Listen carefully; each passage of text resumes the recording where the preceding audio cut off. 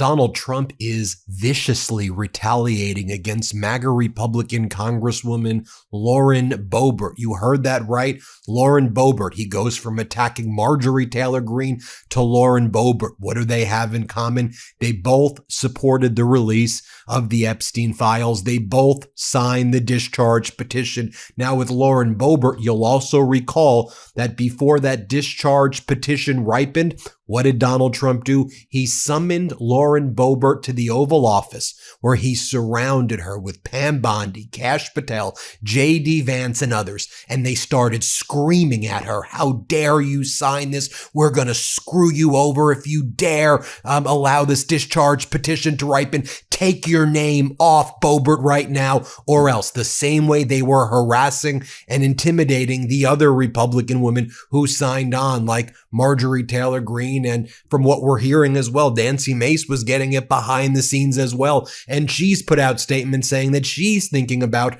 resigning. Lauren Boebert actually held her ground. She kept her name on the discharge petition, which was something that we should all applaud, not her overall conduct. So what is Donald Trump doing against her? Now, Trump's retaliating against her and also against the governor as well, because the governor refuses to pardon a January 6th insurrectionist named Tina Peters. But here's what Donald Trump's doing. He's saying, I'm going to screw over the people from Colorado and make them drink a water that is dangerous and toxic and could seriously harm them. And I'm going to make sure your water bills in Colorado go up. Screw you, Colorado, is what Donald Trump says. So Trump used his first veto to block a bill that would bring clean drinking water to rural Colorado, a bill sponsored by Lauren Boebert and passed unanimously by both the House and the Senate. This is retaliation for Boebert supporting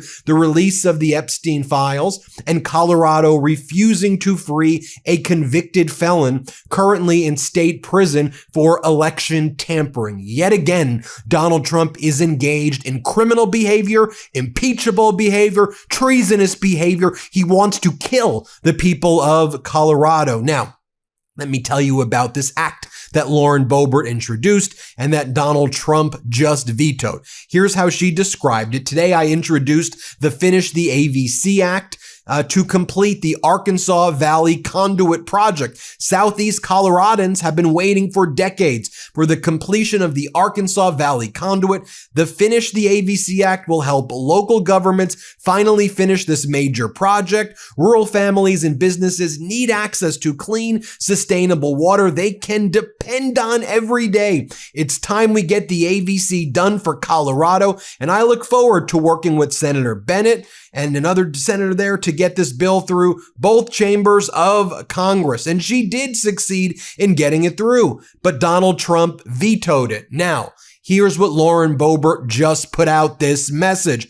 So Trump decided to veto a completely non-controversial bipartisan bill that passed both the House and the Senate unanimously. Boebert writes, why? Because nothing says America first like denying clean drinking water to 50,000 people in Southeast Colorado, many of whom enthusiastically voted for him in all three elections. I must have missed the rally where he stood in Colorado and promised to personally derail critical water infrastructure projects. My bad. I thought the campaign was about lowering costs and cutting red tape. But hey, if this administration wants to make its legacy blocking projects that deliver water to rural Americans, that's on them. I'm going to continue fighting for Colorado and standing up for our rural communities, our farmers, and every family that deserves safe, reliable drinking water without decades more delay. And I sincerely hope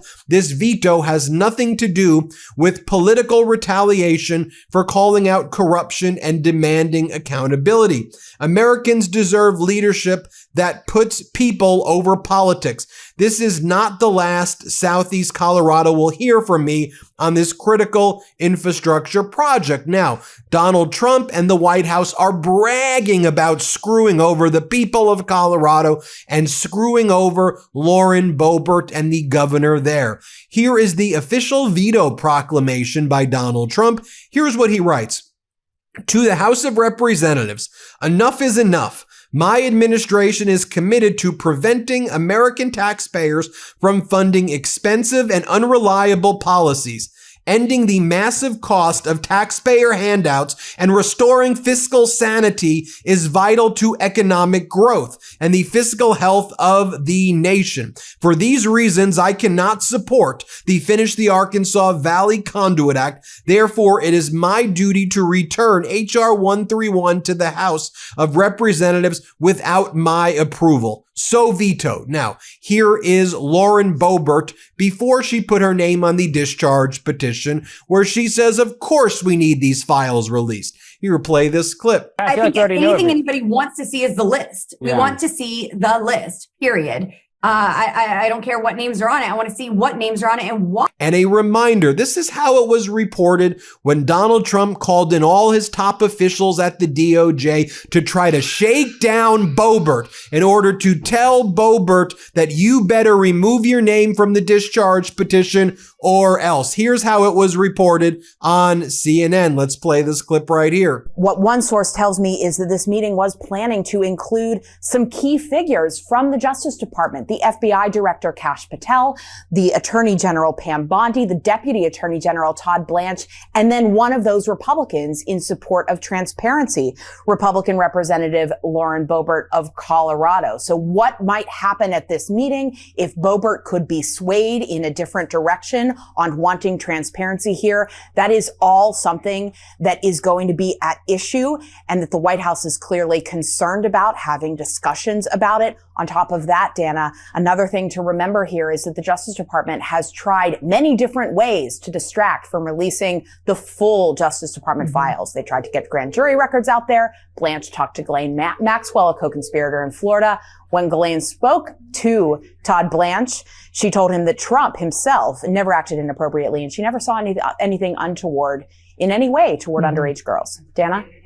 Yeah. But she also said he was never at the house. And in the email, Epstein said he was at the house. So this is going to be a very interesting meeting. The fact that Lauren Boebert is going to be there is especially fascinating. Now, when Caroline Leavitt, the chief propagandist at the White House, was asked about all of this and the fact that there was this shakedown taking place of Boebert, here's what Caroline Leavitt said. She's like, doesn't this show transparency that we are openly telling you we're doing a shakedown of Boebert and threatening and harassing her? Here, play this clip. Given your interest in transparency, Caroline, why are White House officials then meeting with Representative Boebert in an effort to try and get her to not sign this petition calling for the release of the files? Doesn't it show transparency that members of the Trump administration are willing to brief members of Congress whenever they please? Doesn't that show our level of transparency? Doesn't that show the level of transparency when we are willing to sit down with members of Congress and address their concerns? That is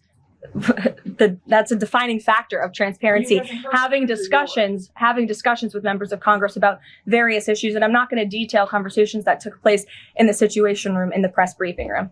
Hey everybody, Ben Meiselas here from the MeidasTouch Network. I wanted to let you know about my podcast partner, Michael Popak's new law firm. It's called the Popak Firm.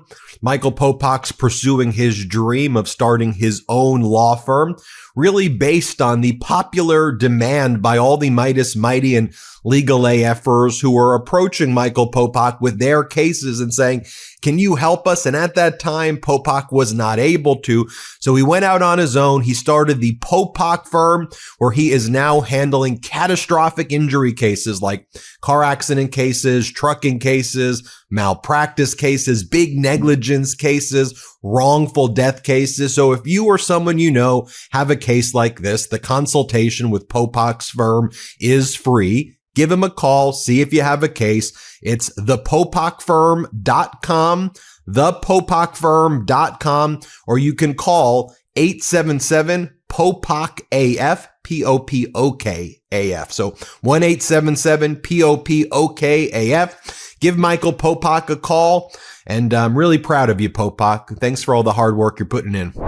Now, here is when you had Democratic Congressmember Ro Khanna and Thomas Massie, who spearheaded the discharge petition. Here they are praising Lauren Boebert for not backing down to Trump's intimidation. Play this clip. I got to give credit to Lauren Boebert to walk into the White House, the center of power, the free world, really, and to sustain that and to come back out and to be solid, and also to Nancy Mace and Marjorie Taylor Greene. There was all the speculation that they might take their names off, and they never did. So it's not a hoax. It's not a moot point. It is a very serious thing. There are 1,000 victims, and there are survivors who have had a press conference with Ro Khanna and I, and that's what we're fighting for, justice for them. Now, here is Kyle Clark, who back on November 18th, 2025, when the discharge petition was signed, when it was voted on in the House and the Senate, you have Kyle Clark, one of the best reporters in the country, and he reports on local Colorado news. He said that Lauren Boebert deserves praise for going against her party and signing the discharge petition. Here, play this clip. It is no exaggeration to say that Congresswoman Lauren Boebert's most impactful accomplishment in 5 years in Congress is the forcing of the release of the Epstein Files. The House voted nearly unanimously today to do it, with fellow Republicans like Colorado's Gabe Evans taking credit for the transparency. But it was Boebert, not Evans, who stood nearly alone in her party in defying Republican leadership and President Trump to force this vote. Now, this was a big initiative again for Lauren Boebert. Here she was on the House floor talking about how important this Finish the Arkansas Valley Conduit Act was, because she says, we'll play this clip first. She talks about how her bipartisan bill, if it's not passed, will lead to water costs tripling in Colorado because the water gets so dangerous in rural areas in particular. Here, play this clip. Radium, uranium, and other naturally occurring elements are found in the surface and groundwater in southeastern Colorado. And the water quality is problematic year-round because of its salinity, selenium, sulfate, hardness, and manganese levels. The Bureau of Reclamation has found these contamination levels are so severe that local communities could see the costs of their drinking water triple without this legislation. The Finish the AVC Act will ease the burden of inflation costs that have caused the original $640 million estimate of construction in 2019 to rise to more than $1.3 billion. Here she is talking about it again on that same House floor speech. Let's play this clip. The General is recognized. Thank you, Mr. Speaker, and thank you, Mr. Chairman, for your support on this bill. I rise to speak in favor of my bill, H.R. 131, Finish the Arkansas Valley Conduit Act, to help complete construction of a critical infrastructure project that will provide tens of thousands of Southeast Colorado residents with access to clean water. Southeast Coloradans have waited decades for the completion of the Arkansas Valley Conduit. And while we have made a lot of progress in the recent years and the first two segments of the project are under construction, we still have a long way to go. This bipartisan and bicameral legislation will help the Bureau of Reclamation and local governments finally complete this major water project. Rural communities in southeastern Colorado need and deserve access to clean, reliable, and affordable water that they can utilize on a daily basis.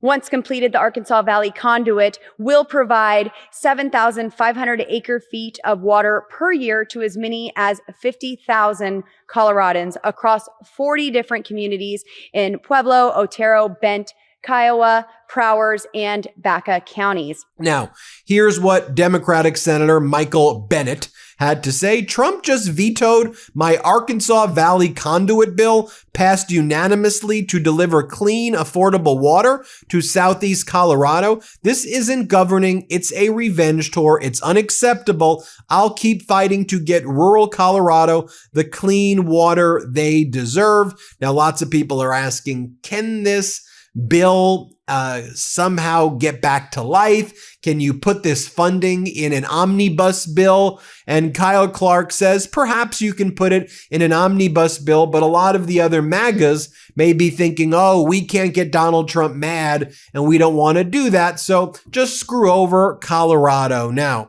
it should also be noted that this comes at the same time that Donald Trump now refers to Marjorie Taylor Greene as a traitor and says, well, things that are green turn brown because they rot.